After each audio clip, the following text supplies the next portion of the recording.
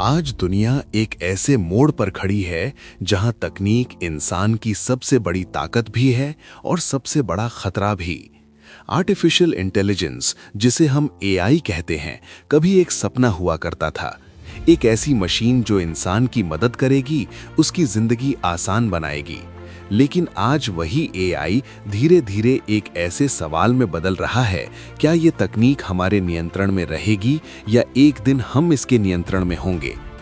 AI अब सिर्फ computer तक सीमित नहीं है, ये हमारे मोबाइल फोन में है, हमारी गाड़ियों में है, हमारे अस्पतालों में है, हमारे बैंकिंग सिस्टम में है और यहाँ तक कि हमारी सोच को भी प्रभावित कर रहा है। जब हम सोशल मीडिया खोलते हैं तो हमें वही दिखाया जाता है जो एआई तय करता है। हम क्या देखें, क्या खरीदें, किस पर भरोसा करें, ये सब अब एल्गोरिदम तय कर रहे हैं। लेकिन सवाल ये है कि अगर ये एल्गोरिदम गलत हो जाएं तो क्या होगा? अगर एआई ने इंसान की भावनाओं को समझे बिना फैसले लेने शुरू कर दिए तो क्या वो फैसले सही होंगे? एक मशीन के लिए सही और गलत सिर्फ डेटा होता है, लेकिन इंसान के लिए सही और गलत नैतिकता, भावना और जिम्मेदारी से जुड़ा होता है। आज एआई का इस्तेमाल निगरानी के लिए हो रहा है। कैमरे चेहरों को पहचान रहे हैं, सिस्टम लोगों की आदतों को ट्रैक कर रहे हैं। सरकारें और कंपनियां जानती हैं कि हम कहां जाते हैं, क्या बोलते हैं, क्या सोचते हैं। सवाल ये नहीं है कि ये तकनीक काम की है या नहीं, सवाल ये है कि इसकी सीमा कौन तय करेगा। एक और बड़ा खतरा है नौकरी का। एआई तेजी से इंसानों की जगह ले रहा है। फैक्ट्रियों में रोबोट, ऑफिस में ऑटोमेशन, कॉल सेंटर्स में एआई वॉइस। करोड़ों लोग आने वाले समय में बेरोजगार हो सकते हैं। जब इंसान के पास काम नहीं होगा तो समाज में असमानता बढ़ेगी, गुस्सा बढ़ेगा और अस्थिरता बढ़ेगी। एआई का सबसे डरावना रूप तब सामने आता है जब इसे हथियारों से जोड़ा जाता है। ऑटोमेटेड ड्रोन, बिना इंसानी आदेश के हमला करने वाले सिस्टम, ऐसे हथियार जो खुद तय करते हैं कि किसे मारना है और किसे नहीं। अगर युद्ध मशीनों के हाथ में चला गया तो इंसान सिर्फ एक आंकड़ा बन जाएगा।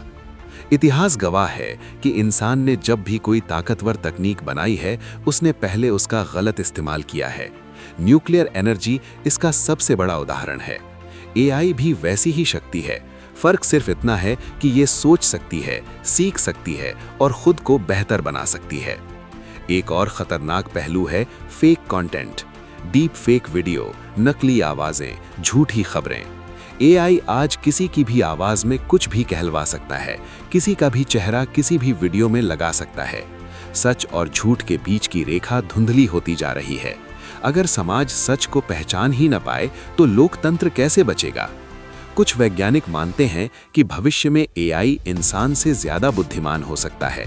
इसे सुपर इंटेलिजेंस कहा जाता है।